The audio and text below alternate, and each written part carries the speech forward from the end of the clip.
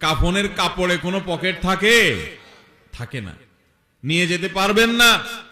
আপনি মারা যাওয়ার পরে যে কাফনের কাপড়টা কেনা হবে, আপনি জানেন সেটা টরে কাপড় কেনা হবে না? আপনি কি জানেন সেটা কোনো দামি কাপড় কেনা হবে না?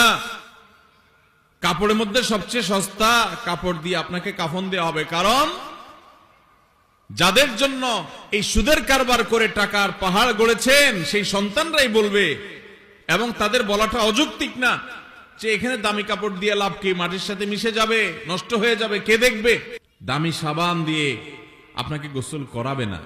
এই দুনিয়া থেকে কিছু নিয়ে যেতে পারবেন না, সব রেখে যেতে হবে। ভাগ বটরা করে ছেলে মেয়েরা খাবে, আর হারাম কামাই করছেন আপনি, জবাব দিতে হবে আপনার। আপনার চেয়ে বড় নির্বোধ কে আছে যে কামাই করবেন, চুরি করবেন যাদের জন্য, তারা কেউ আপনার চুরির দায় নিবে না।